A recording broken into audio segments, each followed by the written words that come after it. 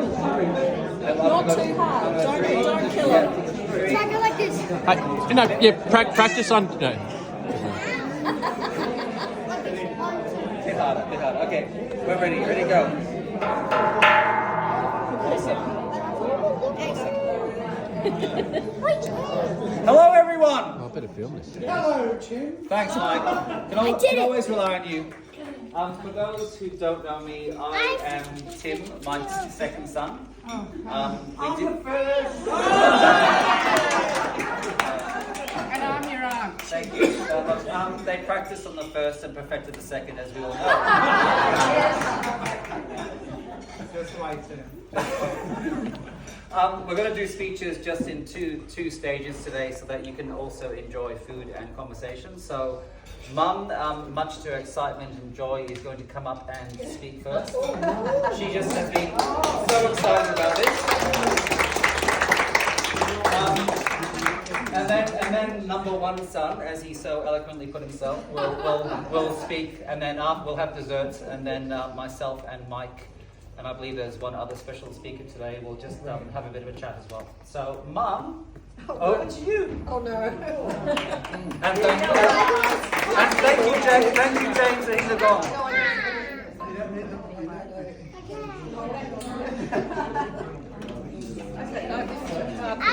Never mind. No, I don't mean it. No. I'm delighted to watch Mike. I'll start again. All right, now, so just very, pretend you're telling me off. Then they will all hear you, okay? I am delighted to welcome Mike's family and friends here today to celebrate his 80th.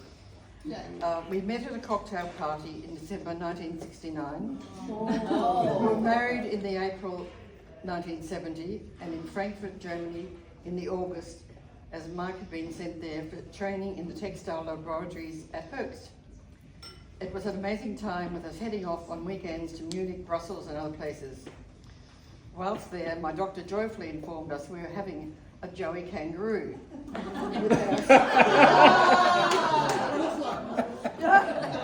with our son Simon. He was born in Australia, as was our second son Tim. After 4 years in Surrey Hills, we departed for Germany with Simon aged 4 and Tim 21 months. Mike was to be trained in surfactants and auxiliaries, and the intention of returning to Australia to set up a surfactants plant. Instead, he became a global troubleshooter for the next 11 years. We moved from Germany to Malaysia, and Mike and his team turned the business around. An amazing multicultural experience for us, with Mike leaving behind a successful company. In 1980, Mike took up positions as a director of Hoechst Taiwan, and general manager of Polyten sites. These positions meant long, hard hours, both physically and mentally, plus many nights with customers. Imagine drinking cognac with dinner. Also, we were mad to entertain 100 staff and friends every Christmas Day. Sales increased with healthy profits. Simon and Tim attended Taipei American School. They continued with their German lessons before school. Very tough parenting by us. Besides his work, he was totally involved with the boys, their friends and activities. We returned to Australia in 1986 with Mike taking up the role of manager of the industrial division of Altona, and had the joy of dealing with unions, unheard of overseas. In 1989, Hoechst UK called on Mike to return to sales and marketing, and imagine the problems having an Aussie leader. They weren't too keen on an Aussie leader. Simon was about to start at Monash and Tim to enter year 11 at St Bede's, but they decided to join us on another venture. Decided? No. bit of debate on that one, but anyway. Mike restructured the division in a shorter time than was expected. The next posting was sold in South Korea. I was left I stayed on to sell the house, and sadly left the boys behind to complete their degrees at uni. 4 years in Seoul, and Mr. Fix-It did it again. And as Koreans were hard to get to know, we started up the international cricket team, as we had in Taipei, playing with Kowloon both in Hong Kong and Seoul, with Mike one day taking 6 for 36. Obviously, Tim and our grandsons, Oscar and Noah, have inherited these genes. Social life with the expats was amazing, so supportive and fun. During uni holidays, both Simon and Tim flew out with their future wives, Alison and Kerry, to stay with us. Very special family times. Mike too was often on the move to Germany and other places. We are fortunate to have many good friends both here and abroad. After 4 years back home, Mike took early retirement. Since then we moved house twice, travelled overseas visiting old and new places and friends. We had the absolute joy of welcoming our 4 grandchildren. He also played over 60 cricket. He played tennis, enjoys lunches with the Soul Survivors, and games and dinners with the D&D group, which someone might tell you about later. Mike was a volunteer with Vinnie's, giving a helping hand to those in need, and he has always been a wonderful father and my best friend. I have tried to give you an idea of his achievements, but the most important point is that he is the most caring, generous, kind, loving person, and I feel so proud that I was lucky enough to meet him at the cocktail party. From that night in 1969, we have 2 amazing sons, Simon and Tim. We also have 2 beautiful daughters-in-law, Alison and Kerry, 3 incredible grandsons, Ash, Oscar and Noah, and a beautiful granddaughter, Dana. Thank you very much.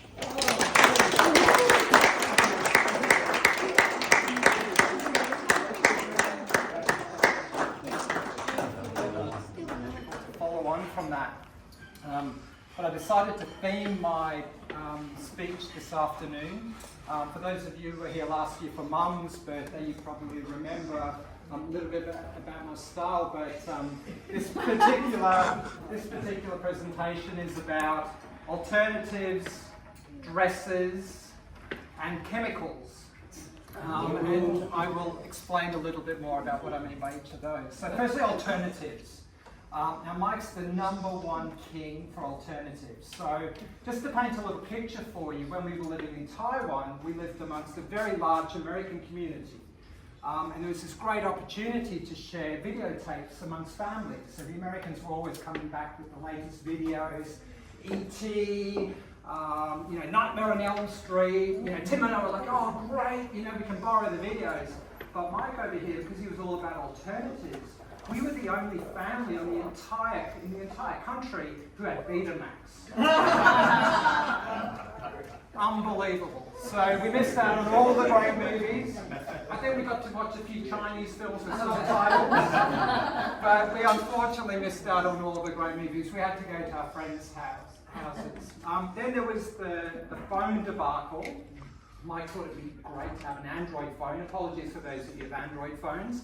But for, I think, 3 or 4 years, Mike had an Android phone and Mom was whizzing through her iPhone, doing incredible things, editing photos. It was amazing. Mike was there still trying to work out how to find the home screen of his Android. Then there was the vacuum. Now, I do give you credit for this one. I know you never went and got the Dyson, you got the LG, and I guess, there's probably not a lot of difference between them. But about 5 years ago, something changed, and Mike went from Mr. Alternative to Mr. Cutting Edge, and all of a sudden, it was Apple Mac, it was Sonos sound system, it was Alexa voice control, and he's come into the modern age.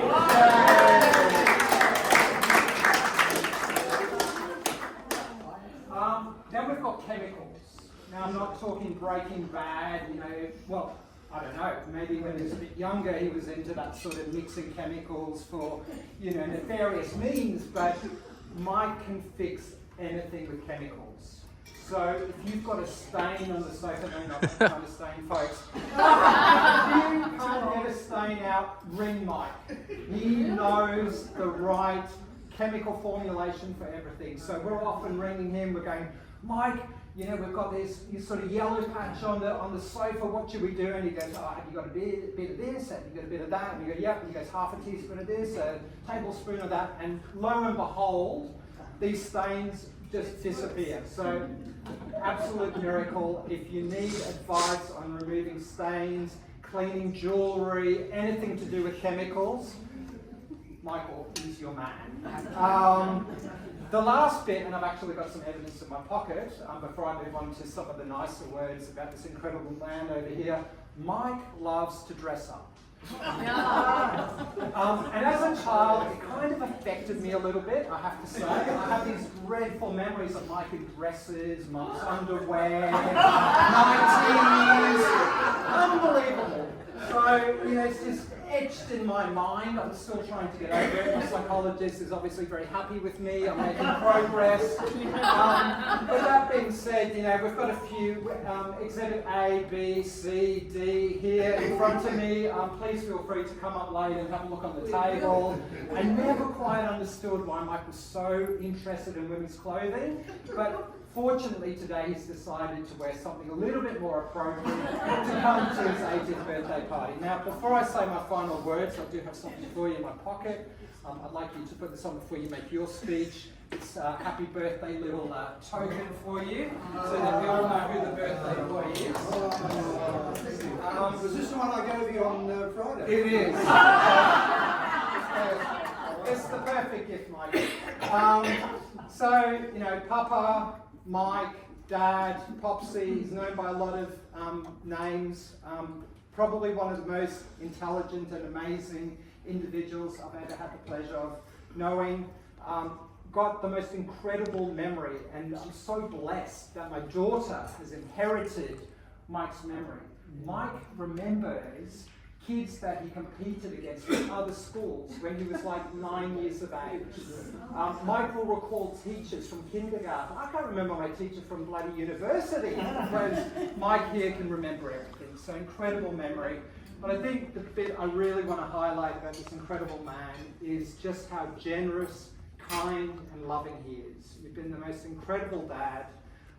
You've given us everything, and I think I can only speak for myself. Tim can say some words. That's not Tim, that's his double. In fact,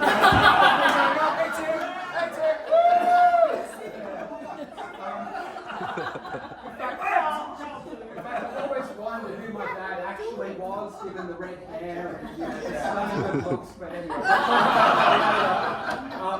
we definitely know that Tim's brother over here is taking the video. But no, in all sincerity, Mike, Dad, thank you so much for everything. You are the most kind-hearted, generous, loving person, and I'm just so grateful to have you as a father. And I wish you all the best, you know, for the hopefully many years to come, and love you dearly.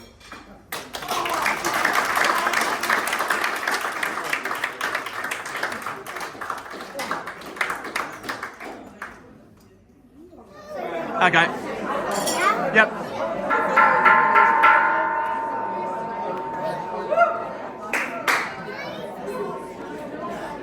Sorry to interrupt your wonderful conversations, everyone.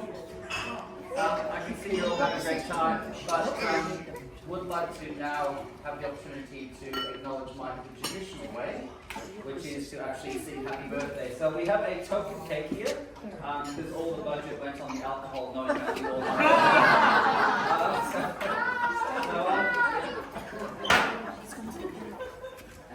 so Mike, can you come over here? Somebody got the song.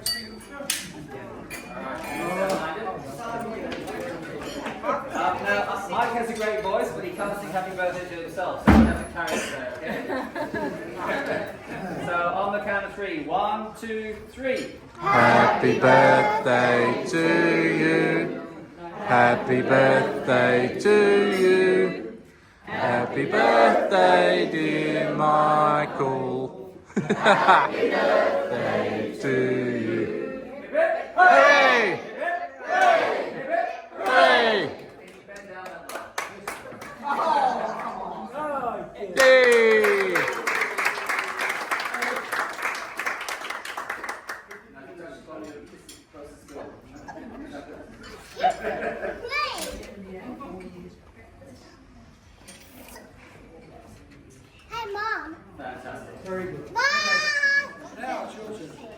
turn. So stay, don't go too far. I won't. Mum and Simon, you've certainly made it very hard to give a speech after what you two have said, particularly because half of what I was going to say you both have just covered. But what is amazing today is to see so many familiar faces in the room and people who I know mean so much to Mike. The people in here from the age of 3 all the way into their 90s. And it's amazing to think that people in this room who are in their 90s don't look anything like that. And I can actually say the same for Mike. He looks nothing like a 90-year-old.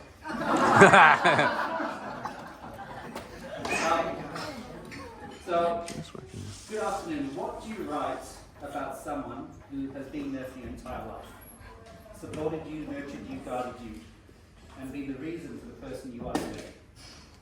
The experiences that Mike and Mum, for that matter, provided us as we grew up were amazing, and I'm forever grateful for that. Dad, this is where it starts to sound a bit like you, Simon, sorry. Dad, Mike, Papa, Uncle, husband, cousin, and friend. You are many things to many people, but what is clear is that you've been constantly support, guidance, and ear for anyone and everyone in this room. You are respected for your knowledge, your patience, and your thoughtfulness. But it's not necessarily what people know about you that we really care about today. It's rather trying to find out things about you that maybe you don't know. Prior to that, I reached out to everyone seeking comments about you.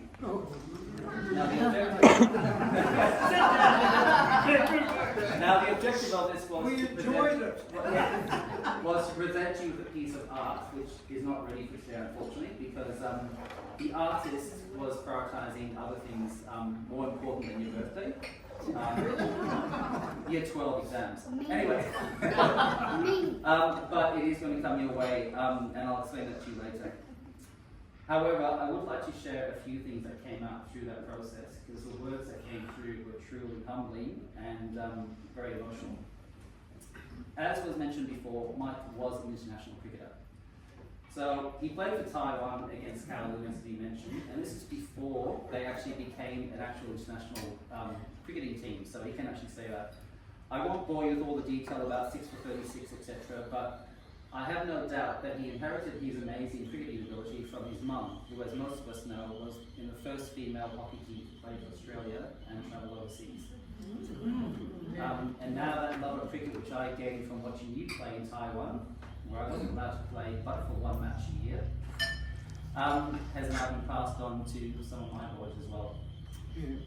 Mike was an extremely talented footballer. I'm very sorry I never had a chance to see you play, but from what I've heard, you were pretty damn hot. We're talking about football here, not the way you look. Same, okay. A centre half forward, Mike played for the Box Hill Pioneers, was at the Whitehorse Pioneers, and was both in the team of the decade and the team of the half century as centre half forward, which is an amazing accomplishment. Obviously a strong player, he was also offered the opportunity to train with the Collingwood Reserves at one point in time. Go, Pam! But hearing that said is sort of, it's nice and everything else, but actually having someone who says something about it who actually played with him is much more powerful. So Graham thankfully did give me some insight into playing football with Mike. And quote unquote, on the rare occasions that I got the ball and turned toward the forward line, Mike was always there in perfect position to receive it. It was uncanny. He made us look good, and I suppose we made him look good. Whatever, he was the best centre half forward in the competition. Mike's also a talented singer, as some of us would know, and has been a member of various choirs, travelled across Victoria and the state. But in addition to this, he's very clever at writing songs and writing lyrics. Even to the extent where at dinner parties he'd walk around and make one up on the spot about everyone attending. Absolutely uncanny and really impressive. The other thing that he did was he has actually written a song that is still used to this day. One that is sung, no doubt, most weeks, but only in winter. And that is the club song from the Box Hill Pioneers. Do you still remember the words? I do. You do? I do. Rendition. So anyone else remember the words? Yes. So would you care to take us away? We will. Okay. Stand by. Stand by. Love the Mike was born in Brisbane. Something which, to his wonderful mum and dad, obviously, Phil and Joe, and they built a stunning property in Greenslopes in Brisbane. Later bought by the Johnsons, where Peg and Phil's sister lived. Many trips between Brisbane and Melbourne over the years to visit cousins. And I guess one thing I never knew how connected you were, but one thing I do remember when you were younger was you always said to me I was a banana maker. Unfortunately, he didn't explain what it meant, so I actually thought he meant straight bananas. We did talk about chemistry, we did talk about his gift, or Simon did, in terms of his gift of actually providing you with a concoction that could fix anything.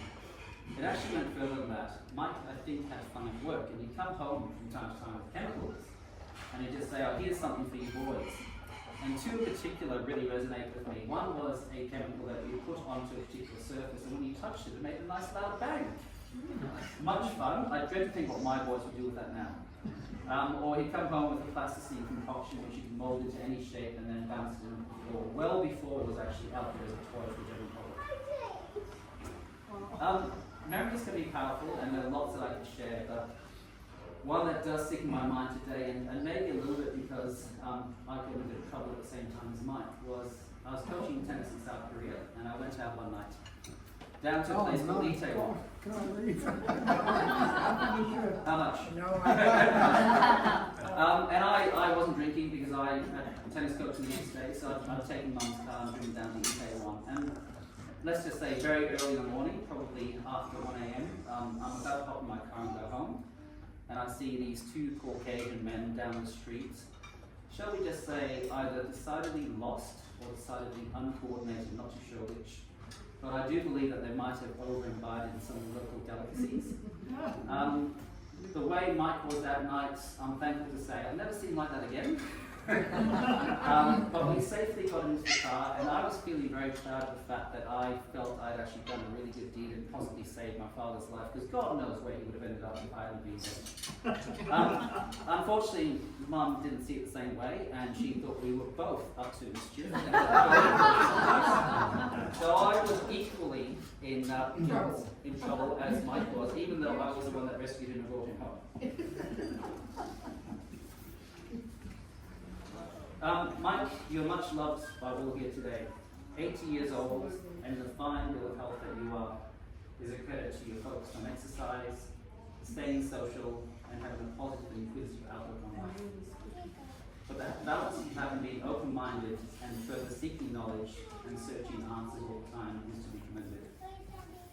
As some of you know, I worked in medical transport and the aged care sector for many years. Over that time, I saw a lot of elders from the range of 60 all the way through to 100.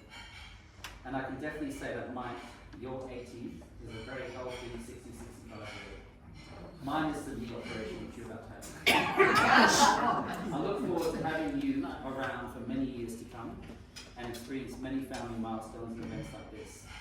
Mike, love you both.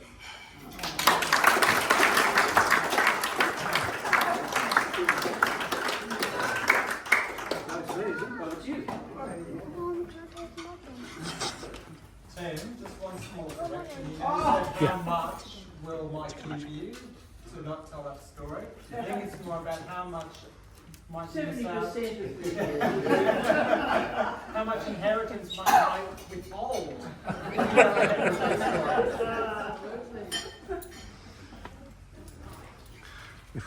Tim, you forgot about Snake Alley. Yeah.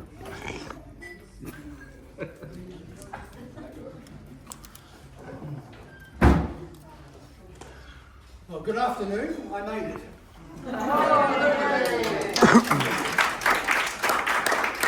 Also, thanks to the West Brighton Club. You put on a wonderful lunch. Thank you so much. Really appreciate it. Very, very, very big thank you to Pam Teal.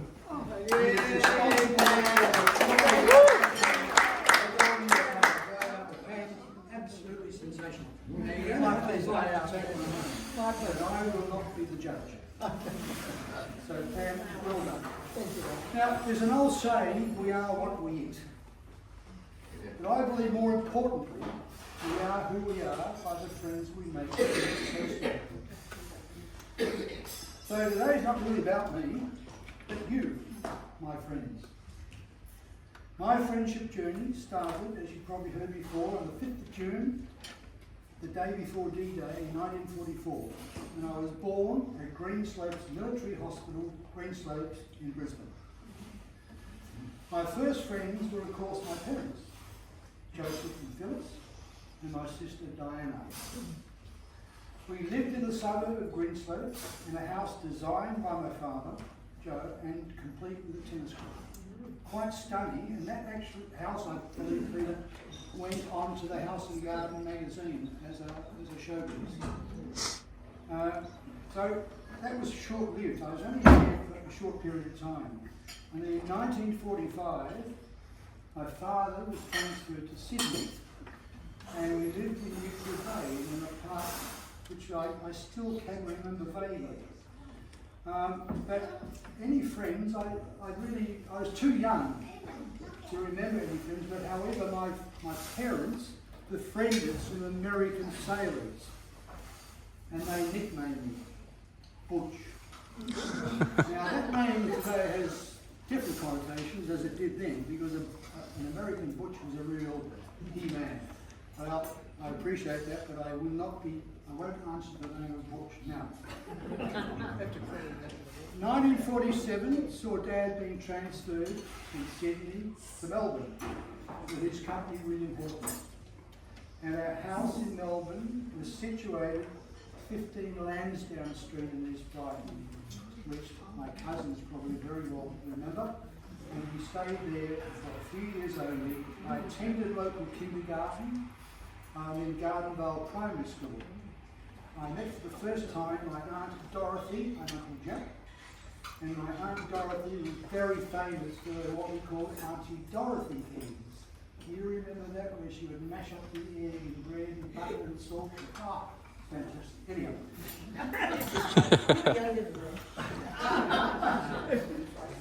Anyhow, Dorothy and Uncle Jack and cousins Graham, Valda and Dorothy, I knew quite well because we were so close. And they are here today. Not all of them, but at least Valda and Dorothy are here, and Valda with her husband Alan. It's great to see you again.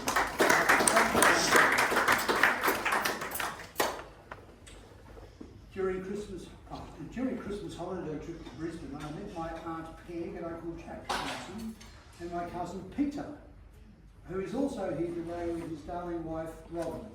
And so a big warm welcome to you. Peter and I had a lot of fun in our youth, and somewhat nefarious times over the years, especially going along the mountains, surfing and all that. And I won't go any further. Anyhow, then Dad bought a block of land in Erasmus Street in Surrey Hills. We built a triple-fronted brick veneer home, which in those days was quite something. Only one toilet and one bathroom. And we moved in 1950, and I resided there until the day I married on the 2nd of April 1970. During this period, I attended Surrey Hills State School, and then went on to Box Hill High, where I became friends with quite a few fellow students, one of whom, Rod Hiscox, is here today with his new wife, Annie. So a big welcome. Rod and I have a long association over the years. We're members of the SEBS. Does anyone know how to SEBS? Church of England Voices. Quite nice. At Holy Trinity, Surrey Hills. Fun times, especially the camps at Flinders. In 1960, I joined the Box Hill Pioneers Football Club, and I won't elaborate more because you said very nice things about that. But I managed to coax Rod into joining as well, and it was at the Pioneers that I met Graham Ryan, who is also here today with Nada, and it's great to see you here. We were a successful club, winning 3 premierships over 4 years, and that was quite a feat because we were playing with the Baptists. Now, we weren't permitted to drink, So we would arrange to have a cup of tea at somebody's house afterwards. It's funny how the tea has changed. Cup of tea. I'd like to just jump forward a few years to 1992, when we were stationed in Seoul, Korea, and it was at a social cricket match that I met Alex Sylvoltis. And after talking, we discovered that we both attended Surrey Hills State School, and yes, we were in the same class in 1952. That's quite extraordinary. Actually, we do have a photo to prove it. I didn't bring it. Anyhow, Alex and Mariko have been very good friends. And Alex and his wife, Mariko, being here today, are members of the Soul Survivors, which we formed in 1997. And I know quite a few of you have attended some of our functions. When we located to Lasswade Court, Brighton, in 2000, we were made most welcome by our neighbours and very good friends, Larry and Gorgana Claimers. Great to see you both here today. You've been wonderful friends. God bless you, Rodney. In early 2000, Eula and I joined a walking group, now called the Brighton Bay City Strollers.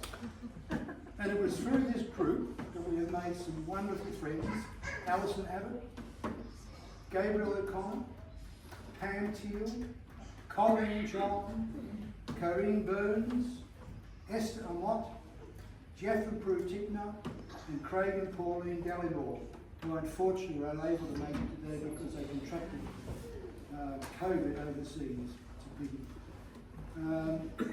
Anyhow, I'd like to also include their partners, Tony, Ian and Ross. Now, of paramount importance to me is family. So a big welcome to Eula's brother Kevin, Tiger supporter.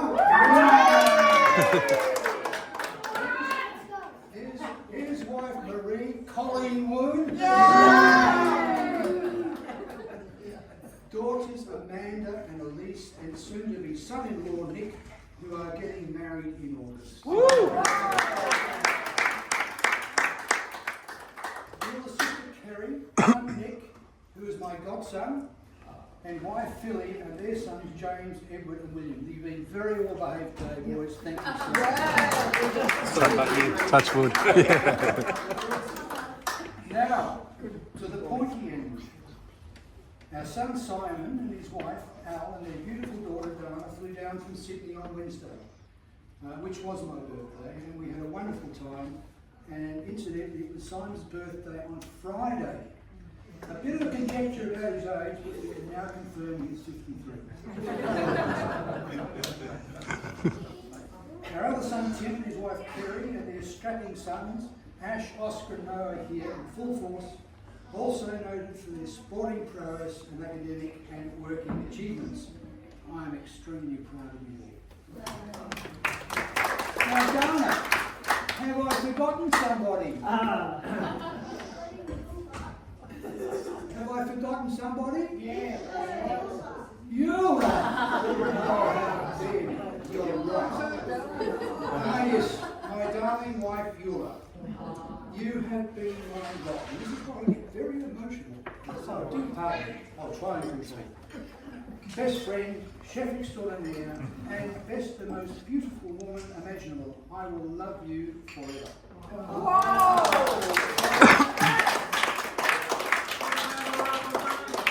Sorry? What about her other names? Oh no, we went on that. Well, there's candidates from. Moving on. Anyhow, look, thank you for making this day special, happy and memorable, and most importantly, thank you for being my friends.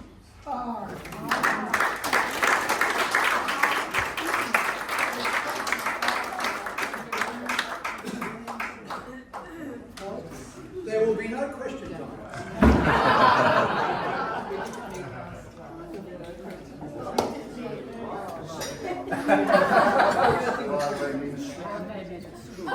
to say a few words. I won't stand up there because I'm afraid of heights. And Mike, just looking around this room, it appears that the parole board's been busy. Anyway, let's move on. As Simon said earlier, we played football. And I've got to say, we played footy for the Box Hill Pioneers Footy Club, which was founded in 1954, 70 years ago. Mike joined in 1960, I joined in 1963, which quite incidentally is the year that the club really took off. Coincidentally. The following year, first game 1964, we really didn't know where we were going. We'd done well at the end of 63. What's happening in 64? Few juniors came up, we trained well, new coach, Stan Hart, and first game, we played Bulleen. We beat them 38-33 to 1-1. Wow! So I was looking promising. Mike Scott kicked 15-25. Bloody inaccurate. What the hell? Seriously? Oh, man. He was straight a few out of bounds as well. So he's had at least 50 possessions during a game of football. So we won. Oh, good. The following week, we're back at our ground, and I don't know who we played, but we won 15 goals, something like that. Anyway, we're sitting in the change rooms after the game, pulling off our boots. And Mike turned to me and Peter Hope and said, "You know what this club needs, Graham?" I looked at Peter, and after winning by 15 goals, what do you know? And Mike, this club needs a club song. Huh? So, I said to Mike, "Well, why don't you write one?" And he did. 2 weeks later, back at our ground, it's up there. We had a sign writer in the club, and he'd written it up, and it's up there above the club rooms. And now, we're going to inflict it on you.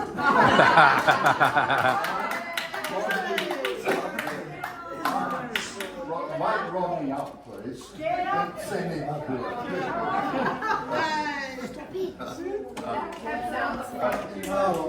We're short in numbers but strong in heart.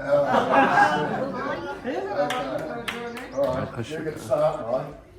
We are the boys of the Box Hill Pioneers. We'll strive for victory if it takes 1,000 years. In maroon and white we'll beat a pride in victory or defeat. We are the mighty Pioneers.